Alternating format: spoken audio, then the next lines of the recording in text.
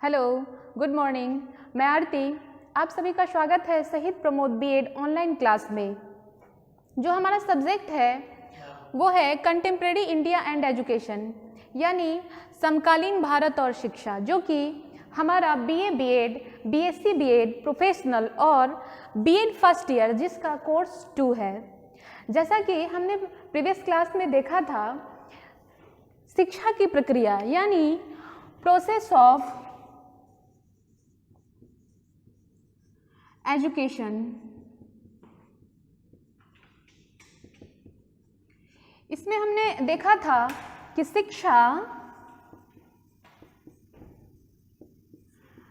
गतिशील प्रक्रिया है,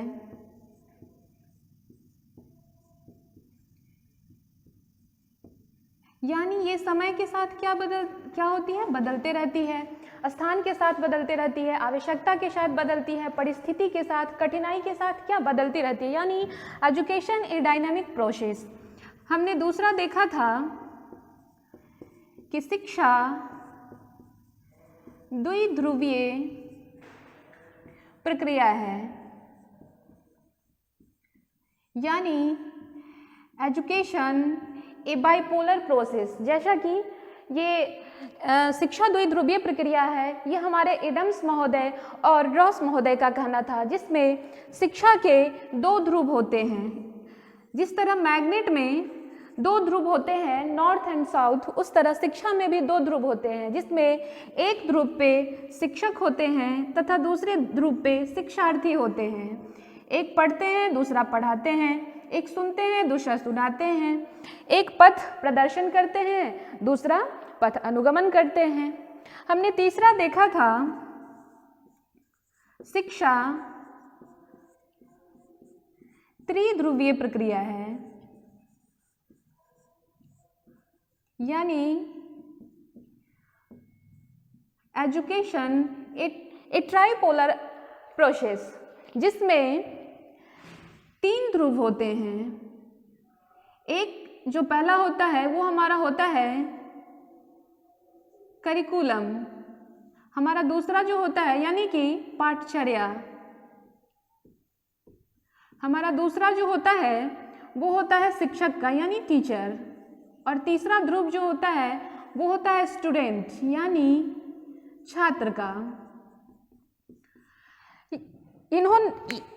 ये शिक्षा त्रिध्रुवीय प्रक्रिया है, इसमें 3 ध्रुव होते हैं। इसमें एक और जो शिक्षा द्विध्रुवीय प्रक्रिया है, इसमें एक और जोड़ दिया गया था, पाठचर्या, यानी शिक्षक और शिक्षार्थी के साथ एक कार्यक्रम भी है, एक प्लान भी है, जिसके अंतर्गत शिक्षा ग्रहण की जाती है, शिक्षण अध्यापन का काम संपूर्ण हो पाता है। हमने पढ़ा था कि शिक्षा सामाजिक प्रक्रिया है, यानी शिक्षा समाज से भी ग्रहण की जाती है, और हमने ये भी देखा था कि शिक्षा बहुमुखी प्रक्रिया है, यानी एजुकेशन ए मल्टीपोलर प्रोसेस।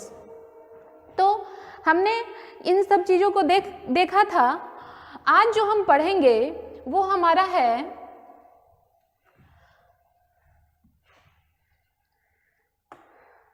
शिक्षा की परिभाषा।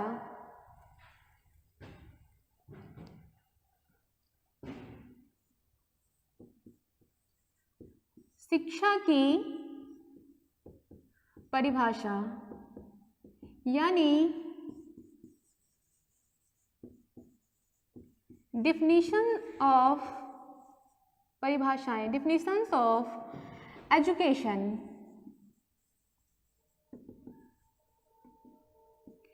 इसमें भी ये जो शिक्षा की परिभाषाएं हैं, इसमें भी हम 2 प्रकार से इसको देखेंगे।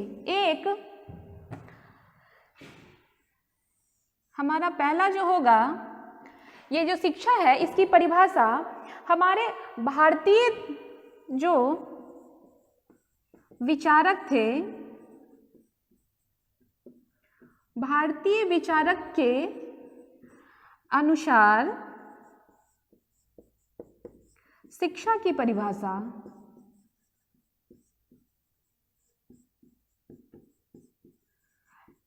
सेकेंड जो हम देखेंगे वो देखेंगे पाश्चात्य विचारकों के द्वारा शिक्षा की परिभाषाएं।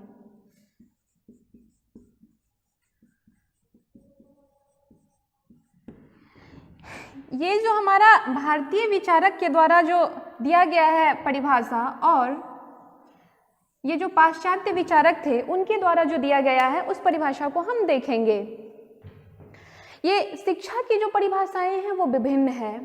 मानवीय जाति की सुदृढ़ सांस्कृतिक विरासत को प्रदर्शित करती है, परंतु अब तक जिन्होंने भी दिया परिभाषा शिक्षा की वो पूर्णतः संतोषपूर्ण नहीं पाया गया, यानी किसी न किसी तरह से उस परिभाषा में कमी थी ही। ये हमें विरासत के रूप में मिली है, यानी सांस्कृतिक विरासत कहने का तात्पर्य है हेरिटेज, यानी कि हमें पूर्वजों से मिला है। तो चलिए हम देखते हैं कि भारतीय विचारक के अनुसार शिक्षा की क्या क्या परिभाषाएं थी। हम जो देखेंगे वो हमारा पहला है, वो है ऋग्वेद। हम जानते हैं कि वेद की संख्या कितनी है, तो 4 है। कौन कौन से? ऋग्वेद, सामवेद, यजुर्वेद और अथर्ववेद। हम ये भी जानते हैं कि ये जो पूरे विश्व का सबसे प्राचीन ग्रंथ में जब नाम आता है तो उसमें पहला नाम आता है ऋग्वेद का।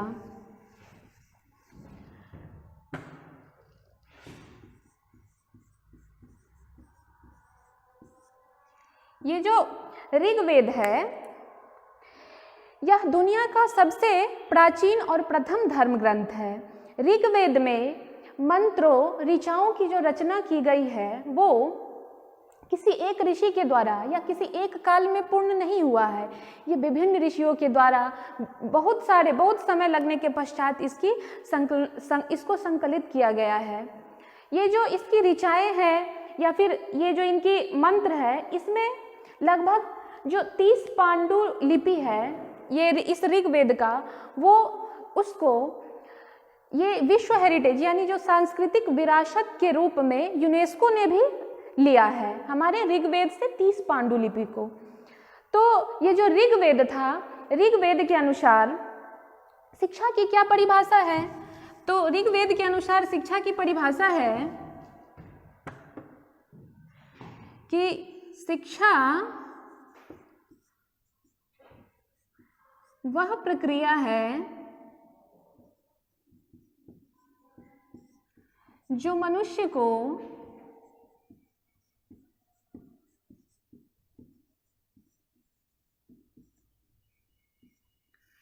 शिक्षा वह प्रक्रिया है जो मनुष्य को आत्मविश्वासी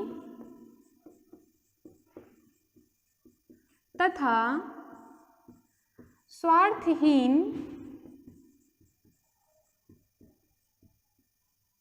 बनाती है।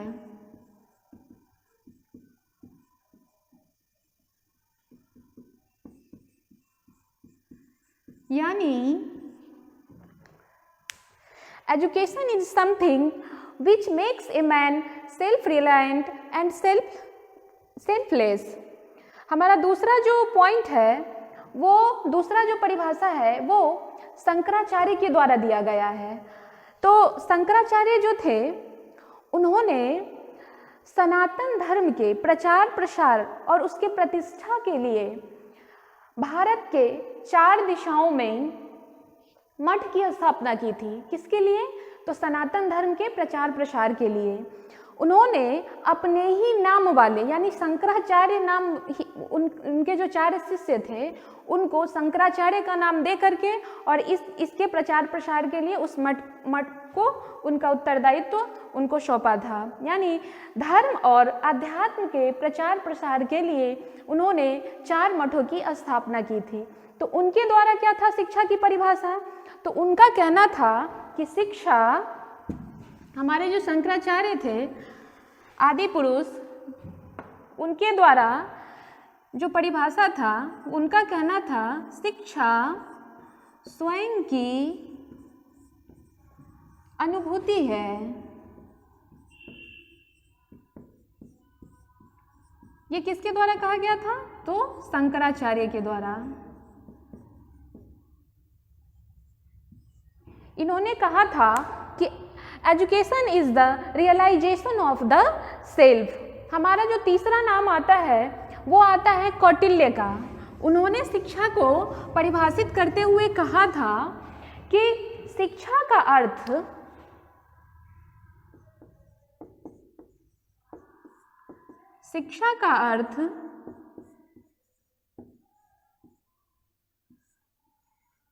उन्होंने कहा था कि शिक्षा का अर्थ देश के लिए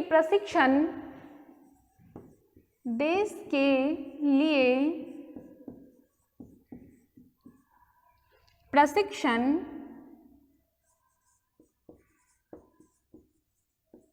तथा राष्ट्र के लिए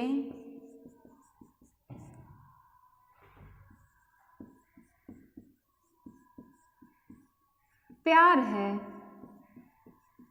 ये किसके द्वारा कहा गया था? तो ये कौटिल्य के द्वारा कहा गया था। कौटिल्य की एक रचना है जिसका नाम है अर्थशास्त्र, जो कि बहुत ही इम्पोर्टेंट है। कौटिल्य कहे थे कि शिक्षा का अर्थ देश के लिए प्रशिक्षण तथा राष्ट्र के लिए प्यार है। ये कौटिल्य कौन थे? तो ये कौटिल्य हमारे जो चंद्रगुप्त मौर्य थे उनके महामंत्री थे। इन्हें चाणक्य तथा विष्णुगुप्त के नाम से भी इतिहास में हम लोग जानते हैं। ये कूटनीतिज्ञ, अर्थनीति, राजनीतिज्ञ, इन सभी में विद्वान थे और अपने महाज्ञान का कुटिल उपयोग कर अखंड भारत के निर्माण जैसे सृजनात्मक कार्यों के कारण क्या कहलाए? कौटिल्य कहलाए। तो इनका कहना था कि शिक्षा का अर्थ देश के लिए प्रशिक्षण तथा राष्ट्र के लिए प्यार है, यानी education means training for the country and love for the nation. ऐसा किसका कहना था? कौटिल्य का कहना था। हमारा जो नेक्स्ट परिभाषा है वो है स्वामी विवेकानंद के अनुसार।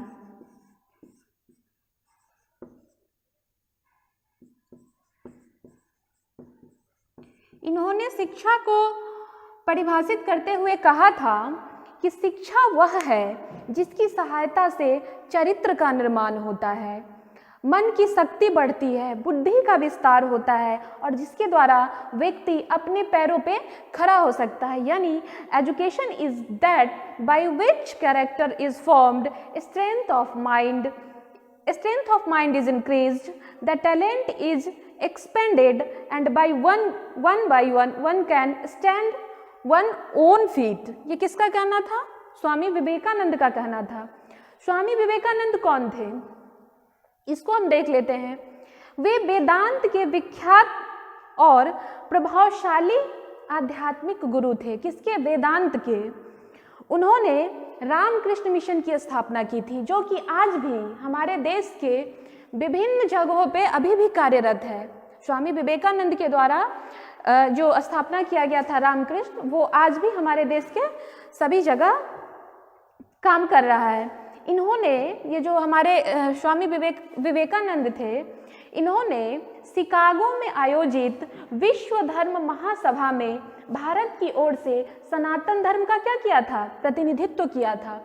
और उसी में उन्होंने अमेरिका में जा कर के उनका जो पहला शुरुआत जो हुआ था, उनके जो उनको बोलना था, उस पर उन्होंने मेरे भाइयों एवं बहनों करके संबोधित किया था, जिस कारण उनकी बड़ी ही प्रसिद्धि जिस कारण उनको मिली थी। तो जितने भी हमारे जो दार्शनिक थे, विचारक थे, जो कि भारतीय थे, उनके अनुसार इन परिभाषाओं को देखते हुए स्पष्ट होता है कि ये जो भारतीय विचारक थे वो शिक्षा की परिभाषा को शिक्षण और अधिगम तक ही सीमित नहीं किया था। उनका मानना था कि यह चिंतन, आध्यात्मिकता तथा अनुसंधान आदि पर बल देती है तथा साथ साथ इसमें ब्रह्म का ज्ञान, ब्रह्मांड का ज्ञान तथा स्वयं का ज्ञान भी सम्मिलित किया गया था। यानी हमारे जो भी जितने भी विचारक थे जिन्होंने परिभाषाओं को दिया, उसमें क्या था कि उन्होंने बस शिक्षा की परिभाषा को शिक्षण और प्रशिक्षण यानी लर्निंग या फिर ट्रेनिंग इतना ही तक सेंटर्ड नहीं रखा था। उनका कहना था कि यह चिंतन, आध्यात्मिकता यानी स्पिरिचुअल, अनुसंधान यानी रिसर्च, इन सभी को क्या देती है, बल देती है। अब जो हम देखेंगे वो हमारा है पाश्चात्य विचारक के द्वारा जो दिया गया था शिक्षा की परिभाषा, यानी जो हमारे पाश्चात्य यानी वेस्टर्न थिंकर जिन्होंने शिक्षा को परिभाषित किया, उसमें एक नाम आता है अरस्तु महोदय का।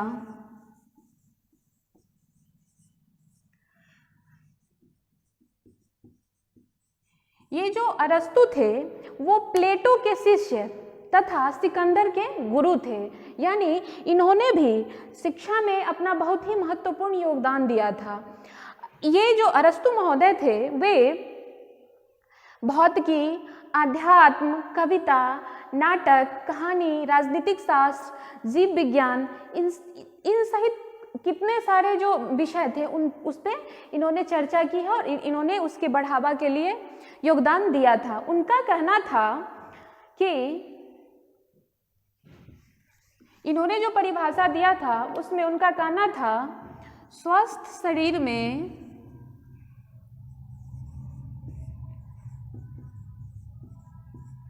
स्वस्थ मस्तिष्क का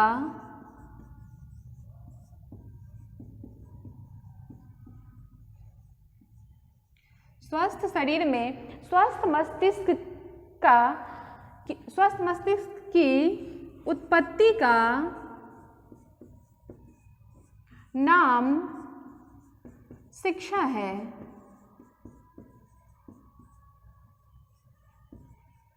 यानी उनका कहना था हमारा जो स्वस्थ शरीर है और अगर उसमें हमारा मस्तिष्क जो कि एक जो व्यक्ति है उसका अगर मस्तिष्क सही तरीके से कार्य कर रहा है, यानी वो अपने जहाँ भी है जिस जगह पे है वो सही तरह से कार्य कर रहा है, उसका मीडियम जो है वो क्या है, वो उसका मीडियम भी क्या है, शिक्षा है। ऐसा कहना है अरस्तु का। यानी education is the creation of the sound mind in A sound body. हमारा नेक्स्ट है जो कि परिभाषा है वो हर्बर्ट महोदय के अनुसार। हर्बर्ट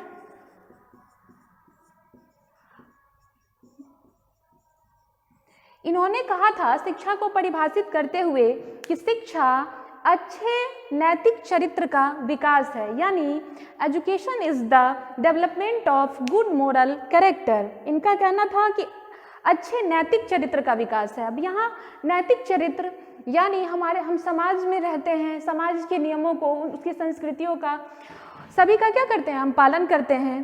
तो ये शिक्षा ही वो माध्यम है जो हमारे उस नैतिकता को, हमारे चरित्र को क्या करता है, उत्थान की तरफ ले जाता है।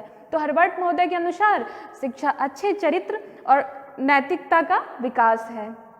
नेक्स्ट जो हमारा आता है जो कि वेस्टर्न थिंकर है जिनके द्वारा परिभाषित किया गया था शिक्षा, वो है रॉस महोदय। कौन है, रॉस।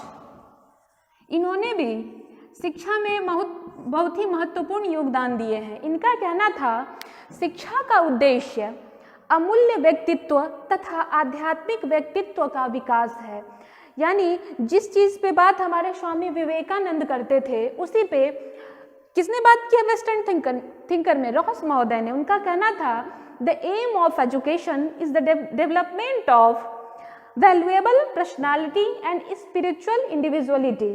यानी ये शिक्षा जो है उसका उद्देश्य अमूल्य व्यक्तित्व तथा आध्यात्मिक व्यक्तित्व का विकास है। नेक्स्ट जो हमारा आता है वो है महत्वपूर्ण नाम जॉन डीवी। इनके बारे में हमने पिछले क्लास में पढ़ा था। ये कौन थे, वेस्टर्न थिंकर थे।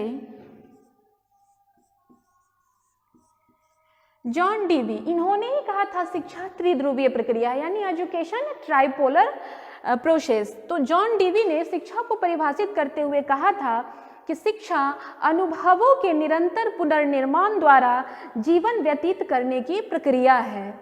यह मनुष्य की उन योग्यताओं का विकास करता है जो उसे वातावरण पर नियंत्रण करने तथा अपनी संभावनाओं को पूरा करने के योग्य बनाती है। अब इनका कहना था कि शिक्षा अनुभवों के द्वारा शिक्षा अनुभवों के निरंतर पुनर्निर्माण द्वारा जीवन व्यतीत करने की प्रक्रिया है। ये तो बिल्कुल सही है, क्योंकि हम समाज में क्या करते हैं, दिन प्रतिदिन जिस तरह से जीवन चलता है उस तरह से शिक्षा चलता है और हमारे अनुभव क्या होते हैं, बढ़ते जाते हैं। तो इनका कहना था कि education is the process of living through a common reconstruction of experiences. It is the development of all those capacities in the individual which will enable him to control the environment and fulfill his possibilities. ये किसका कहना था? John Dewey का। तो जो western thinker थे, जो western वो पाश्चात्य विचारक थे, उन्होंने जो परिभाषा दिया, इस परिभाषा को देखते हुए अगर विश्लेषण किया जाए तो इससे यह स्पष्ट होता है कि उसमें कुछ न कुछ स्वयं को केवल सीमित किया था, या फिर कुछ ने समाज तक को सीमित किया तथा कुछ ने व्यक्ति तथा समाज दोनों को परिभाषा में इंक्लूड किया। लेकिन अगर कहें कि पूर्णतः उन्होंने शिक्षा को एक सेंटेंस में परिभाषित किया, ये उन लोगों से भी नहीं हो पाया। तो हम कह सकते हैं यह पूर्ण रूप से स्वीकृत तथ्य है कि कोई भी परिभाषा अपने आप में क्या पूर्ण नहीं है। किसकी परिभाषा? तो शिक्षा की परिभाषा। जितने भी थिंकर, या फिर वो वेस्टर्न हो या हमारे भारतीय हो, इन दोनों ने शिक्षा को परिभाषित किया, लेकिन पूर्ण रूप से सुसंगठित सुनियोजित जो हो वो किसी ने नहीं दिया। किसी ने समाज को ले लिया इम्पोर्टेंस, किसी ने अपने आप को लिया कि हमसे ही शिक्षा की शुरुआत यानी कि एक बालक से ही होती है, और किसी ने दोनों को लिया, लेकिन कुछ न कुछ सभी में कमी थे। तो क्या कह सकते हैं कि जो हमारे जो परिभाषाएं हैं शिक्षा की, वो इस प्रकार था। अब जो हम देखेंगे वो है हमारा शिक्षा से मिलते जुलते शब्द। शिक्षा से मिलते जुलते शब्द, इसको हम कह सकते हैं सिनोनिम्स ऑफ एजुकेशन। हमने पहले भी क्लास में देखा है शिक्षा के और सारे कितने नाम हैं, लेकिन हमने जो मूल रूप से जो जाने जाते हैं उसमें एक शब्द आता है सिनोनिम विद्या। अब ये विद्या क्या है? विद्या जो है वो संस्कृत भाषा के विद धातु से निकला है। ये क्या है? विद्या संस्कृत भाषा के विद धातु से, जिसका अर्थ होता है जानना, कुछ भी जानना। यानी एक बालक है और उसके व्यवहार में परिवर्तन हो रहा है, यानी वो कुछ समाज से सीखा है, यानी वो समाज जो सीखा उसका माध्यम क्या था? विद्या था। तो ये जो विद्या शब्द है वो शिक्षा का सिनोनिम है। हमारा जो नेक्स्ट आता है वो एक वर्ड आता है पेडागोगी। हमारा जो दूसरा नाम आता है वो आता है पेडागोगी। ये जो शब्द है ये दो शब्दों से मिलकर के बना है, जो कि है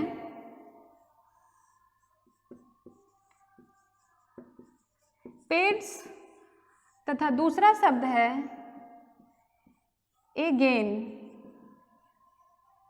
यानी यहाँ जो पेड्स है उसका तात्पर्य होता है बालक से, यानी स्टूडेंट से, और ये जो हमारा वर्ड है एगेन, इसका होता है टू सक्सीड।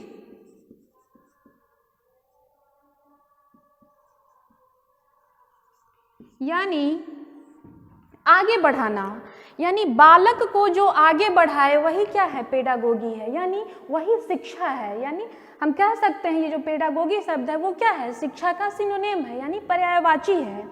तो हम निष्कर्षतः कह सकते हैं कि यह बालक के पथ प्रदर्शन के उद्देश्य को पूरा करने के लिए किया गया क्या है? शिक्षण विज्ञान है। पेडागोगी क्या है? शिक्षण विज्ञान है। अब जो हम देखेंगे वो है हमारा नेक्स्ट टॉपिक जो है वो है हमारा कैरेक्टरिस्टिक ऑफ एजुकेशन, यानी शिक्षा की विशेषताएं।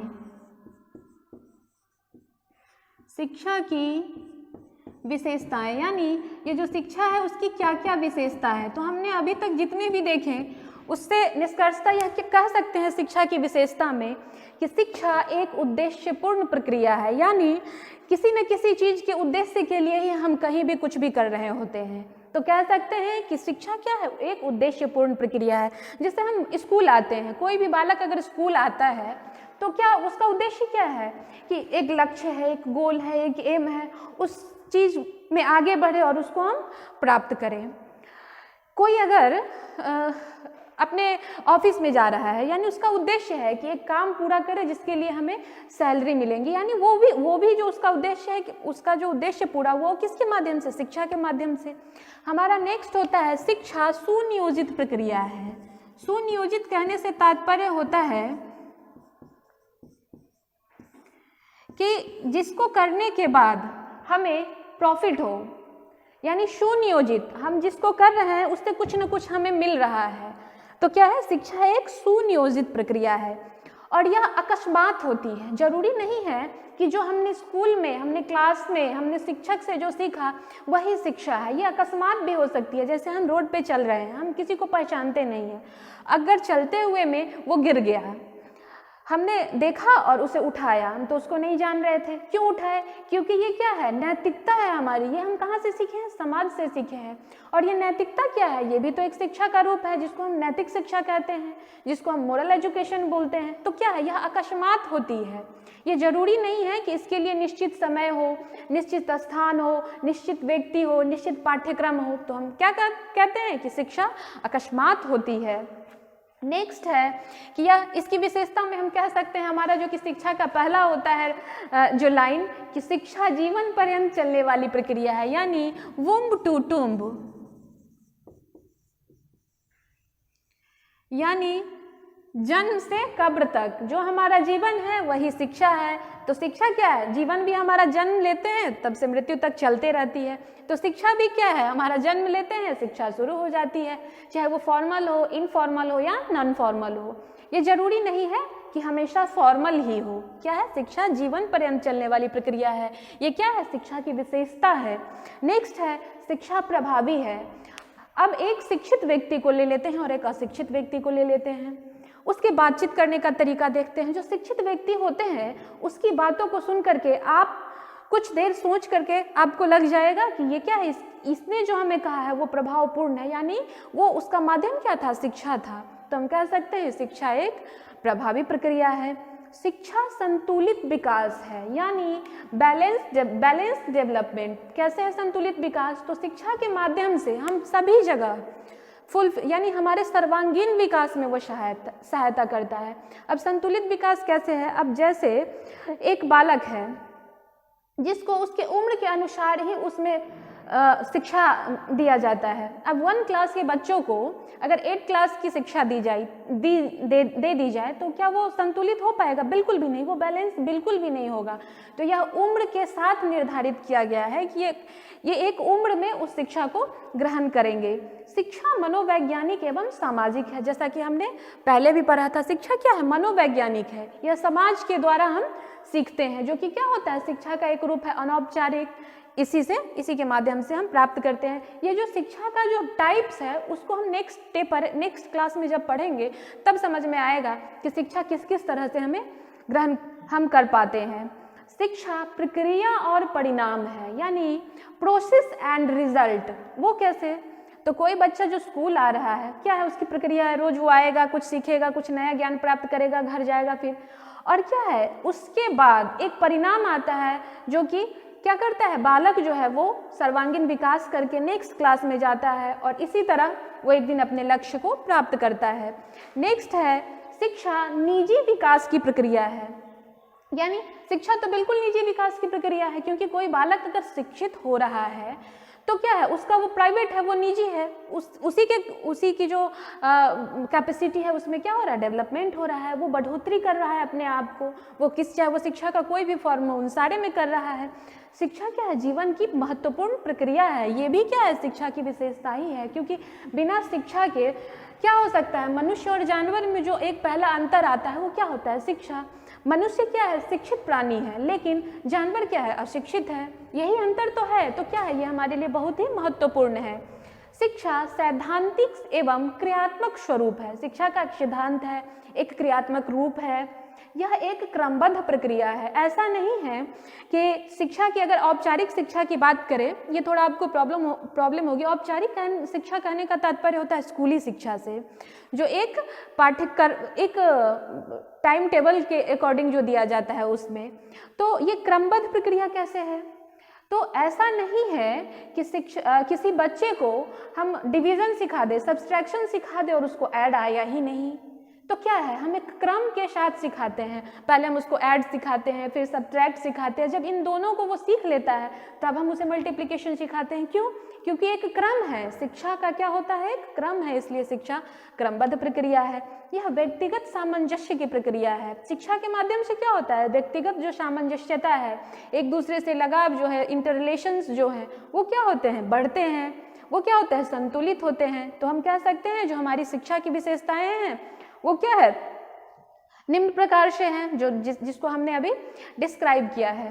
तो आज जो हम देखे हैं वो हमने क्या क्या देखा है शिक्षा में।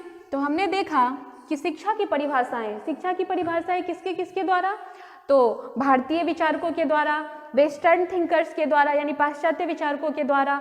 और तीसरा हमने देखा ये जो शिक्षा शब्द है उसके कौन कौन से पर्यायवाची है। तो शिक्षा शब्द के पर्यायवाची कौन कौन से हैं, विद्या है, पेडागोगी है, जो कि हमेशा यूज किए जाते हैं। तीसरा हमने क्या देखा, शिक्षा की विशेषताएं यानी कैरेक्टरिस्टिक्स ऑफ एजुकेशन, जिसमें हमने देखा शिक्षा जीवन पर्यंत चलने वाली प्रक्रिया है, शिक्षा प्रभावी है, शिक्षा संतुलित है, शिक्षा क्रमबद्ध प्रक्रिया है, शिक्षा प्रक्रिया और परिणाम है, शिक्षा निजी विकास है, शिक्षा जीवन की प्रक्रिया है, शिक्षा सैद्धांतिक है, या फिर शिक्षा एक एकीकृत प्रक्रिया है। तो अब जो हमारा नेक्स्ट क्लास होगा उसमें हम पढ़ेंगे शिक्षा की प्रोसेस और types of education. Thank you.